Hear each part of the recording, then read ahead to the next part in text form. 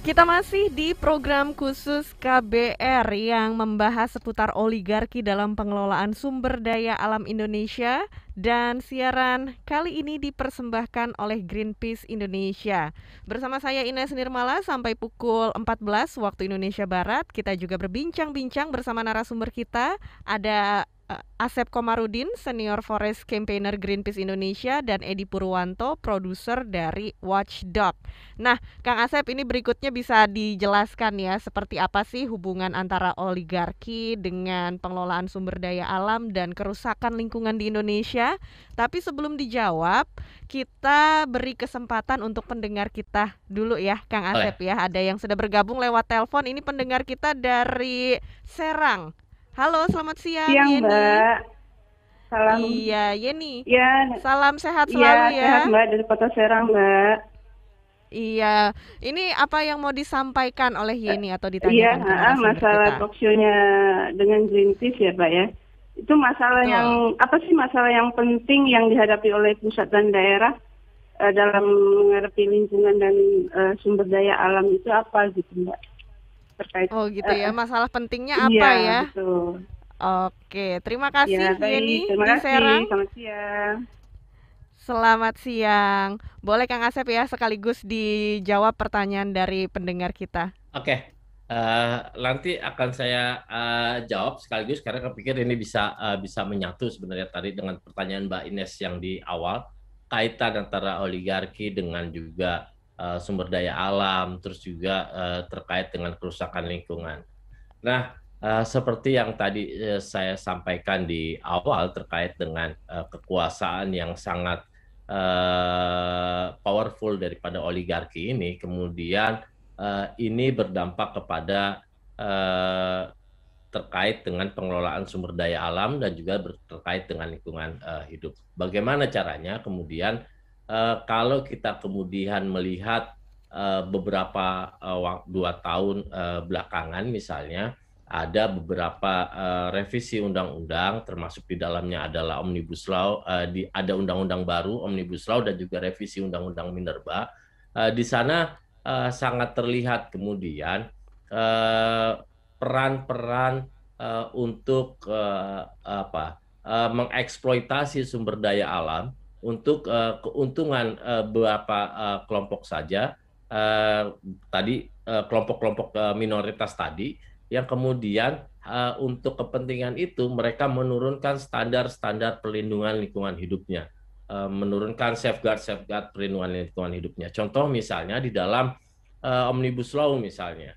Di dalam Omnibus Law dimasukkan ketentuan terkait dengan mengurangi partisipasi publik di dalam proses penyusunan AMDAL. Padahal di dalam Undang-Undang Lingkungan Hidup yang lama, proses penyusunan AMDAL itu sudah cukup lumayan baik, di mana ada keterlibatan publik, masyarakat yang terdampak baik secara langsung ataupun tidak langsung di dalam proses penyusunan AMDAL tersebut.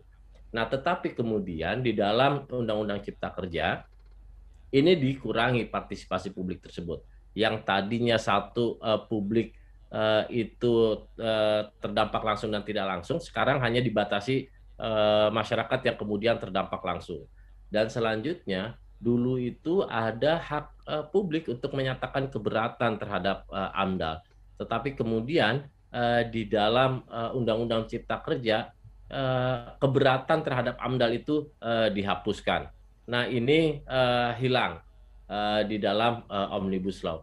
Kenapa kemudian penting ini kemudian untuk disorot? Pertama, kalau kita flashback mundur lagi baca di naskah akademik yang dibuat oleh tim penyusun Undang-Undang Cipta Kerja ataupun Omnibus Law, di situ disebutkan bahwasanya partisipasi publik merupakan hambatan terhadap investasi.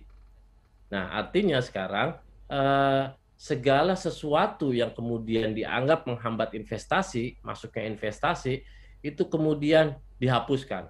Bahkan hal yang merupakan yang sangat penting, yakni partisipasi publik dikesampingkan atas nama investasi.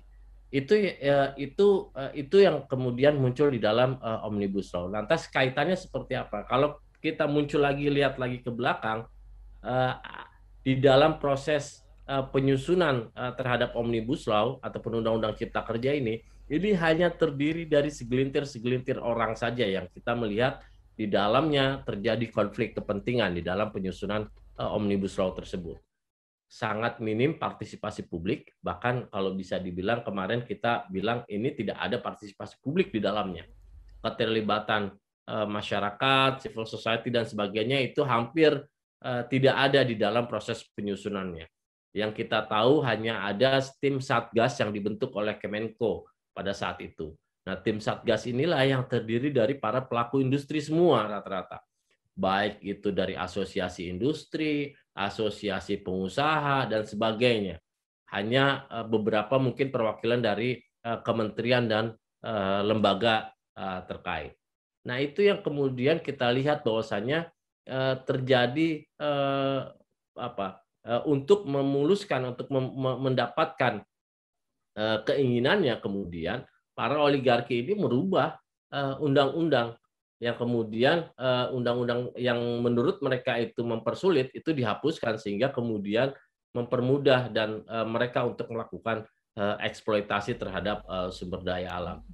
Kalaupun kita lihat misalnya investasi kemudian yang masih ditawarkan oleh pemerintah Indonesia saat ini keluar adalah investasi yang masih banyak mempergunakan investasi industri-industri ekstraktif seperti tambang, baik itu batu bara, nikel dan sebagainya, termasuk juga dengan penggunaan lahan, land use untuk perkebunan, baik itu sawit, hutan tanaman industri dan sebagainya, bahkan food estate dan sebagainya. Nah, pada industri-industri ekstraktif tersebut kemungkinan sangat erat kaitannya dengan pertama antara konflik tenurial antara masyarakat dengan kemudian perusahaan. Di samping itu juga ada kemudian bukan potensi lagi, sudah menunjukkan kemudian akan merusak lingkungan, baik itu merusak hutan, baik itu juga merusak dan sebagainya. Kerusakan yang karena industri ekstraktif yang skala besar-besaran inilah yang kemudian merusak lingkungan kita saat ini. Nah, itu yang kemudian kenapa kaitannya antara oligarki, terus juga dengan regulasi dan juga terkait dengan kerusakan lingkungan. Maka semua ada dalam satu lingkaran tersebut gitu. Maka kemudian kita kemarin menyuarakan itu karena baik itu Omnibus Law-nya ataupun terkait dengan penguasaan ataupun eksploitasi secara besar-besaran oleh sekelompok orang ini terkait dengan sumber daya alam kita. Begitu, Pak. Iya, baik Kang Asep. Wah, ini penjelasannya luar biasa ya seputar lingkaran di mana ada sekelompok elit yang berkuasa dan regulasi yang dikeluarkan serta bagaimana hal itu berdampak kepada pengelolaan sumber daya alam di Indonesia. Baik, Kang Asep dan Mas Edi, sekarang juga sudah ada pendengar kita berikutnya yang bergabung lewat telepon, yaitu Nur di Makassar. Kita angkat dulu. Selamat siang, Nur. Selamat siang. Iya, Nur, apa yang mau disampaikan atau ditanyakan? Iya, terima kasih. Saya mungkin agak terlambat mengikuti, tapi karena sudah ada promosi sebelumnya, jadi memang masalah lingkungan itu kan sebenarnya masalah yang sangat penting ya, karena dampaknya bukan hanya untuk sekitar, tapi lebih penting ke diri kita sendiri dan keluarga tentu saja. Kalau saya, pertanyaan saya gini loh Mbak, di Indonesia ini daerah mana aja sih yang perlu atau mungkin yang paling perlu untuk diperhatikan masalah lingkungannya? Ya, oke. Itu saja pertanyaannya, Nur? Itu dulu, nanti boleh nyambung lagi ya? Boleh. Ya, itu dulu mungkin boleh. Iya, baik Nur di Makassar, pertanyaannya daerah mana di Indonesia yang sangat perlu diperhatikan soal lingkungannya? Gimana Mas Asep ngejawabnya? Kalau saya selalu bilang permasalahan lingkungan ini bukan cuma permasalahan di satu daerah ya. Artinya permasalahan lingkungan ini adalah masalah kita bersama, dan juga permasalahannya adalah daerah mana yang kemudian yang harus difokuskan. Kalau saya lebih memilih ya semua daerah itu harus menjadi fokus lingkungan, fokus yang kemudian harus diperhatikan. Karena begini, kerusakan lingkungan kemudian yang terjadi di satu daerah itu kan dampaknya bukan hanya dirasakan oleh satu daerah tersebut, tetapi juga dampak ya bisa dirasakan di orang di belahan dunia manapun, bukan cuma di Indonesia saja. Nah, ini yang kemudian harus dilihatnya secara utuh. Contoh misalnya pemanasan global, climate change ini kan bukan cuma dampaknya kan bukan cuma di negara-negara yang kemudian sebagai negara penyumbang polusi terbesar ataupun perusak lingkungan terbesar, tetapi kemudian dampaknya juga dirasakan oleh saudara-saudara kita kemarin belum lama ini di Kalteng terkait dengan banjir.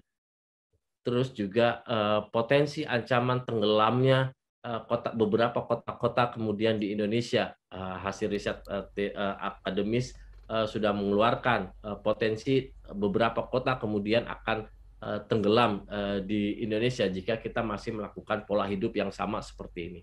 Nah, permasalahannya kemudian adalah ini juga tidak bisa kemudian hanya difokuskan pada satu wilayah saja, tetapi kemudian harus secara menyeluruh, bukan hanya difokuskan pada satu wilayah saja. Memang kalau terkait dengan isunya misalnya, kalau kita ngomongin hutan di Indonesia, pastilah kita tinggal akan bicara terkait dengan hutan tersisa di Papua, di Kalimantan, di Sumatera hutan kita sudah habis, entah itu jadi tambang batu bara, entah itu jadi hutan tanaman industri, ataupun sudah jadi perkebunan sawit. Berarti kemudian hutan tersisa adalah tinggal di Papua. Kalau kita bicaranya kasuisis tersebut. Tetapi secara umum, maka kemudian fokusnya ya nggak cuma di satu tempat, tetapi di semua. Dan berbagai sektor dibahasnya seperti itu. Iya, baik. Wah, ini memang perlu jadi perhatian kita semua ya, karena kerusakan alam yang terjadi di Indonesia dampaknya bukan cuma Indonesia aja yang ngerasain gitu, bukan cuma lokal sebuah wilayah aja yang ngerasain dampaknya, tapi wilayah lain, negara lain pun bisa merasakan dampaknya.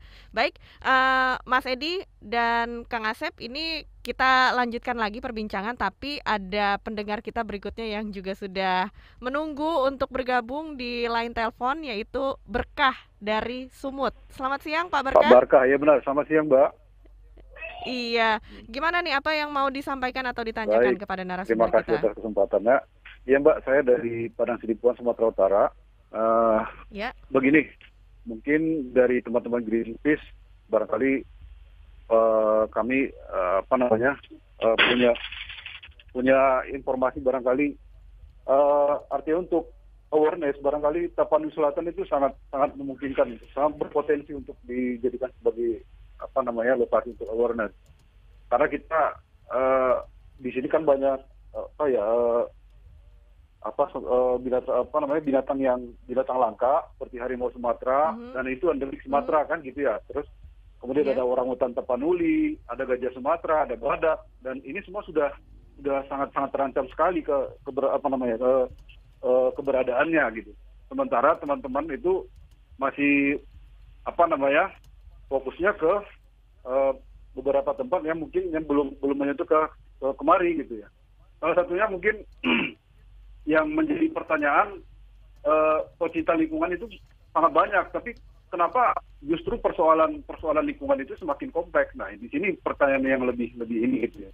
Mungkin mohon tanggapannya, dan barangkali ini sebagai masukan juga untuk mengarahkan teman-teman untuk melakukan barangkali kalau bisa advokasi aja kali ya mungkin, karena intensitas perburuan, perusakan hutan, perubahan lahan itu sangat memprihatinkan di Tapanuli Selatan. Mungkin itu saja. Terima kasih. Terima kasih Pak Barkah di Sumatera Utara. Wah, benar. Ini Sumatera Utara benar ya Pak. Ya. Luar biasa, pertanyaannya ini menarik sekali dan menggelitik sebenarnya ya. Pecinta lingkungan banyak, tapi persoalan lingkungan tambah kompleks ya. Ini boleh dibahas nanti Kang Asep setelah jeda. Dan juga kita masih mengajak pendengar kita untuk bergabung ke siaran program khusus KBR. Anda bisa menghubungi lewat telepon bebas pulsa di 0800 245 7893 dan WhatsApp di 0812 118 8181. Tetap di program khusus KBR.